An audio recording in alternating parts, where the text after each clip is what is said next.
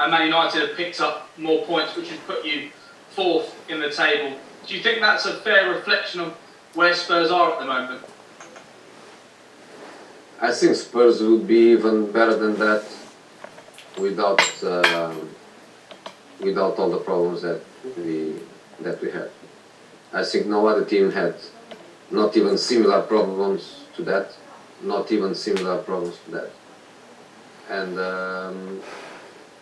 as I was saying, in the most difficult moment of the season, I was just speaking about surviving. And surviving was to leave us in a position where we could eventually fight for that. The fact that we are fourth since my arrival,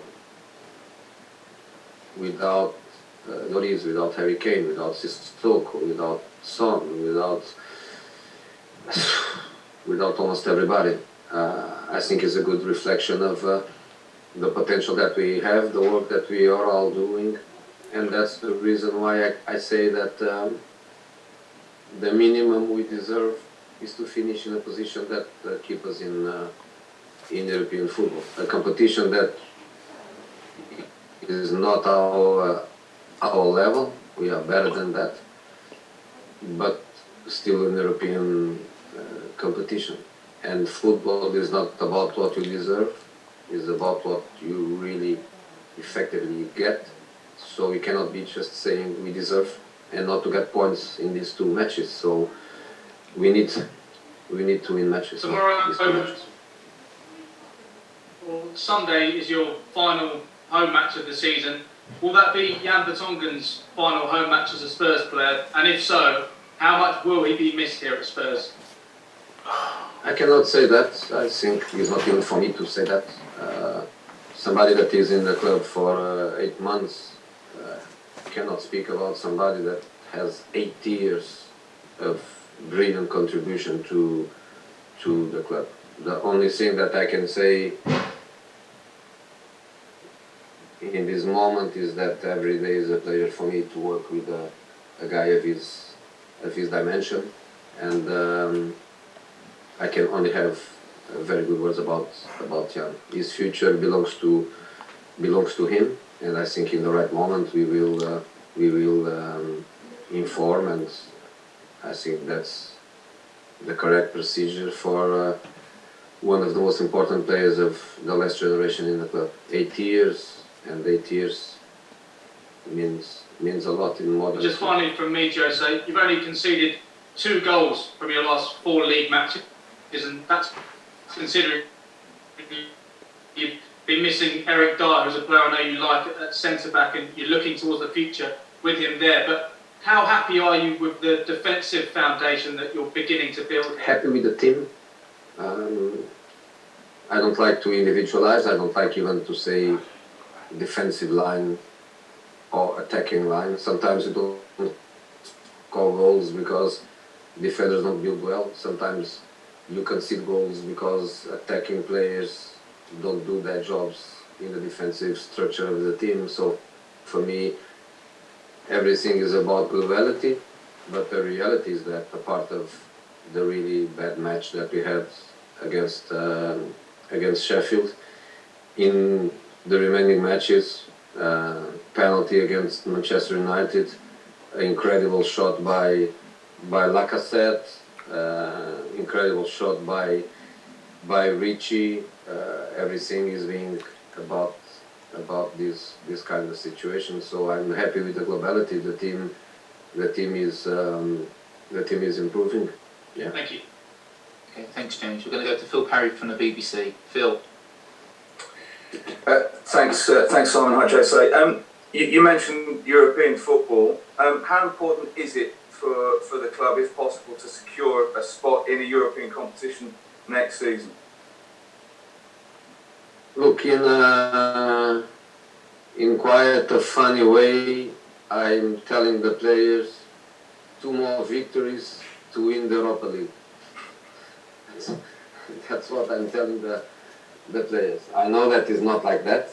I know that Europa League is a long competition, and of course, some good teams, and of course, some teams go from Champions League to Europa League in the knockout phase, and makes it really a difficult competition.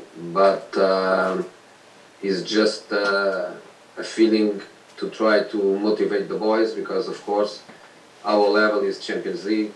I won Champions League. The players, they played Champions League final. That's our level. That's the level of our club. That's the level of our stadium. That's what our fans want. That's what we as a club want. I'm just trying to motivate the troops, because it's very important to keep that motivation. It's not possible that Sheffield United or Wolverhampton or Arsenal, it's not possible that they have more motivation than us to get one of these spots. As I say, to play Europa League is good. You can develop players, you can rotate players without any problem. It's a fantastic experience for younger people that Champions League maybe comes too early for them. I think it's good. So I think we have to try that. And in regards to this period that we're just coming through, how challenging has it been, you know, in these unique circumstances, to from a coaching point of view, from a preparation point of view, to make sure that your team is ready for these games that you've had to play in difficult circumstances and with very little turnaround time? I think we did a good work.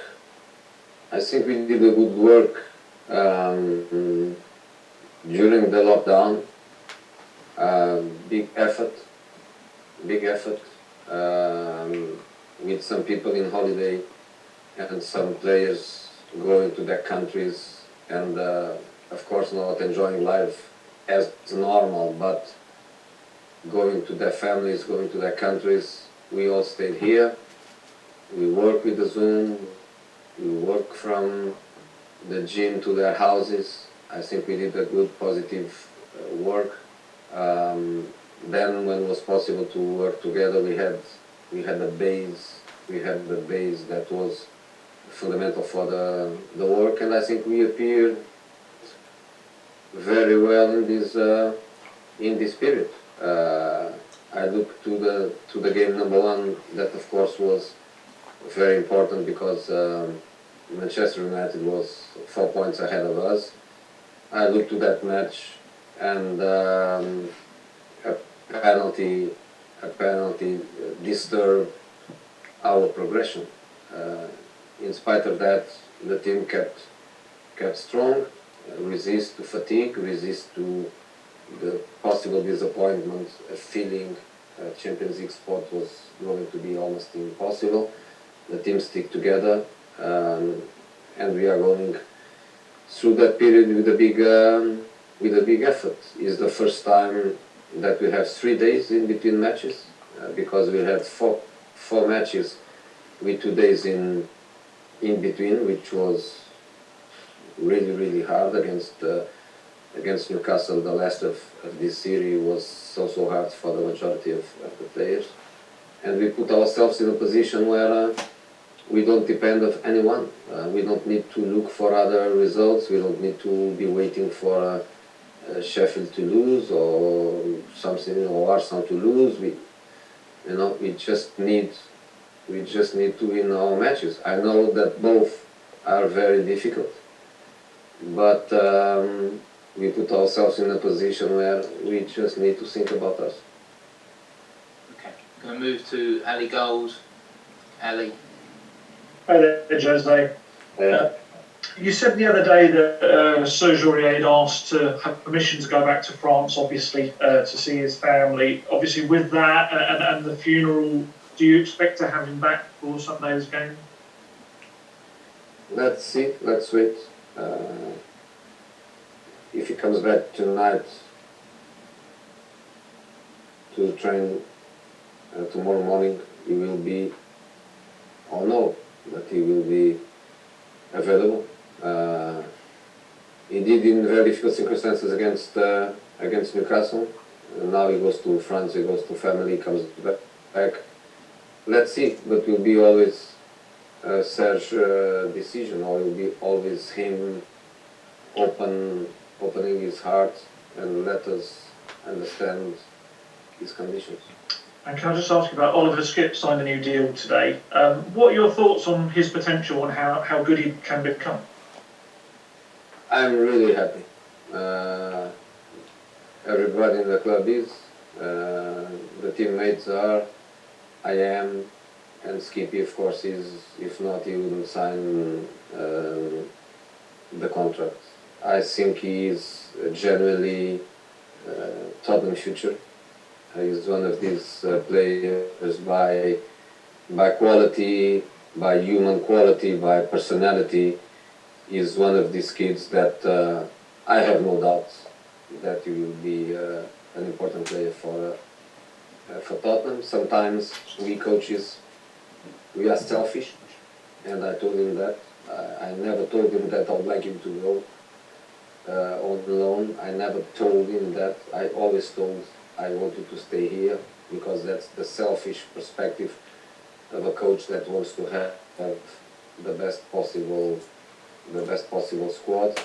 In his mind is possibly to go on next season, 6 months, the whole season. He feels that he needs that. Honestly, I also feel that would be good for his evolution. So maybe that's the direction where we go. But I think he can be more than a player. I think he can be a future captain here. Hugo, Harry, I see this kid one day being possibly captain in this club by his character, by his personality. So I feel really happy that he signed that. Right, thank you, Jose. Yeah, we're going to finish with Jonathan Veal and Dan Kilpatrick. We'll start with Jonathan.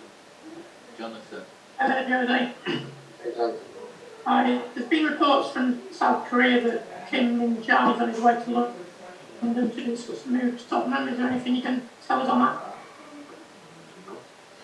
I don't speak about players from other clubs. I hate when other coaches they speak about my players. I have always this respect for the clubs and for other clubs' coaches. So you are not going to get a word from me from any player. That is not done with Tottenham. No way. I don't deny. I don't confirm. Never. Okay, fair enough. Is Dele Alli going to be fit for Sunday? No. No. Is this season over then? No. I think he will be. I think he will be, or he can be, for the last man.